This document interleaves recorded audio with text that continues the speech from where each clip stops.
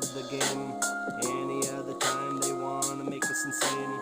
Take away the pain when they close out the lights. Turn out the door, then they shut out the mind. Any other place they wanna steal the brine, but they take it back now and then they serve it at lunchtime. Taking down the roads, taking down the schools, taking back the judges and they're bucking up the rules. Don't give a fuck right now, we gotta make it. Any other time they're fucking stealing kids and bacon.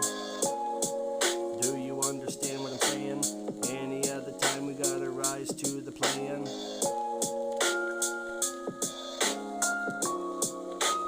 You think you live in a free country, when statistically, this is the most violent country on earth. More violent than the two other countries that come close, Scotland and Australia. And it's more than twice more violent than either one of those countries. That is a statistical fact. So I don't go for the facades, man. I don't go for the Orwellian reality. I've only two concerns in my life: racism and freedom. I want to see freedom for my people in my lifetime, somewhere in the Western Hemisphere, whether it's in the Northwest Territories of Canada or somewhere high in the Andes. My people are going to be free.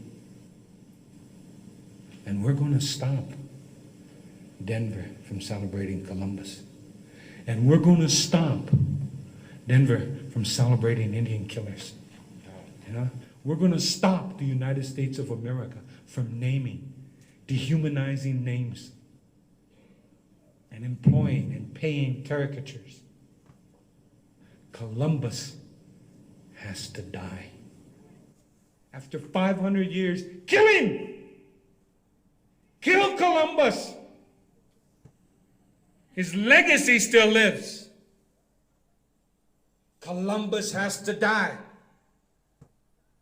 You know, it's because of Columbus that we are primitives. Well, let me tell you, I am a born-again primitive, and I am proud. I am a born-again primitive.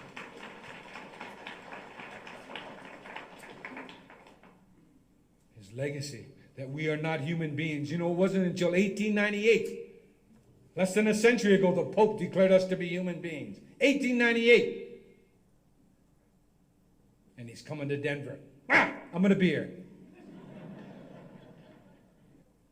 And if the Pope, and if you all don't kill Columbus, I'm going to make sure the Pope kills Columbus when he gets here. And if he doesn't, he's going to remember his visit. And the world will remember his visit. Like how the Maoris greeted Queen Elizabeth 2 years ago. The world found out. I think you guys were kept in the dark, but the rest of the world found out how the Maoris felt about the Queen of England. And Columbus, imagine. The only color of the human race, the red Indians of the Western Hemisphere, were the only color of the human race not allowed to participate in the international community. That's why Columbus has to die. No one talks about majority rule in the 5 countries where we are majority. Bolivia, Peru, Ecuador, Panama, Colombia, Canada. Ostensibly in Canada, because 90% of the non-Indians live within 100 miles of the U.S. border. And guess who lives in the north? And we control it. Canada found that out last year. The Oka crisis that you were kept from. When the Canadian Armed Forces employed more soldiers to surround 50 men, women, and children, Indians, than they sent to Saudi Arabia in the Gulf War. That's how serious the indigenous threat to industrial America is, and the Orwellian reality that you are now a part of. It's unacceptable that the legacy of Columbus keeps my people from sitting at the table of the international family of nations when all the rest of the sacred colors of the human race are there. Black, brown, yellow, white. We're missing. In 1900, they estimated there were approximately 250,000 Indians left in the continental United States and Alaska. 99.9% of that 250,000 were traditional Indian people. Now, according to the US Census, who defines us by blood quantum, only 2 other countries in the world do that. One is past, Nazi Germany and South Africa. They say there are approximately 2 million Indians left in America, and there are less than 400,000 on the Indian reservation. Of those 400,000, there's less than 30,000 that are traditional Indian people. So the genocide is almost complete. In 92 years, we've went from 250,000 to less than 30,000. It's unacceptable. That is the Columbus legacy. To celebrate the first transatlantic slave trader is beyond me. Where are the black people, my allies? I was on the Poor People's March, man. I've been there in Washington, D.C. with you all. Where are my black brothers and sisters on this question? Columbus was the first transatlantic slave trader. But it was us, man, it was us.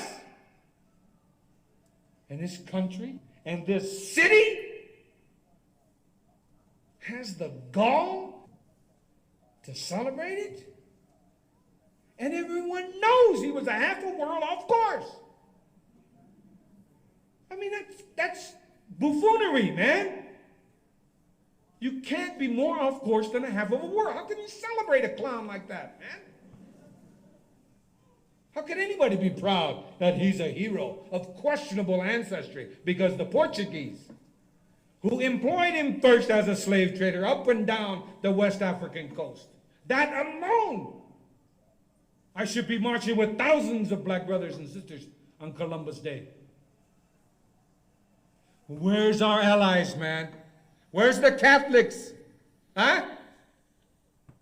Where's the Mormons? Huh? Huh? Where's corporate America, whose land they're getting rich off of? Can't they say thank you? And say no more Columbus Day, no more Redskins, no more Braves, no more Indians riding a spotted pony around a football stadium dressed in my ancestral heritage? Stanford and Dartmouth, to name a few, along with University of Oklahoma, got rid of their names and their mascots. After I sued the Cleveland Indians baseball team for their racist, dehumanizing, derogatory symbol Chief Wahoo in 1971. You don't think that's an issue, Andy Rooney? Andy Rooney doesn't think that's the issue. The only time I have ever received hate mail was when I sued the Cleveland Indians baseball team for racism.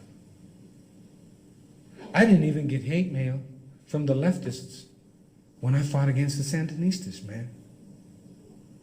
But I got hate mail from the sports lovers of America. The ones that fill the stadiums, man. Now I know the 4 sacred colors that are primary. All colors are sacred. But in the Lakota way of life, We have four primary colors: black, red, yellow, and white. They represent the four quarters of the universe, the four winds, the 4 points, the 4 seasons, the 4 ages of the world, the 4 ages of the human being. Those colors represent medicine, health, well-being, spirituality. You mix those 4 colors together, black, red, yellow, and white, and you get the color brown, the color of our grandmother, the earth. I have respect. I have respect because I know that I wasn't born in sin. I'm not a born liar. You understand? My children are not born liars, and neither are you. You're not born in sin. I don't care what anybody tells you or what you believe. You're a good human being with feelings. And every damn one of us have feelings, man. And that's what makes us human beings and part of the family. You know? The hawks and the eagles don't integrate, but they have respect. The hawk flies lower and stirs up the world beneath it, so the eagle can see a little bit better. The black widow spider has respect for daddy long legs, and they get along. The rattlesnake for the garter snake. The birch tree for the evergreen. And you go on and on throughout life and you find out that female-male balance. But you understand that we are no different than they are. And you understand that we're all born with feelings, man. The same feelings. The same pain. The same joy. So again, in the words of Chief Seattle, tribe follows tribe and nation follows nation. It's like the waves of the sea. It's the order of nature, and regret is useless. Your time of decay may be distant, but it will surely come. For even the white man's God who walked and talked with him as friend with friend could not escape our common destiny.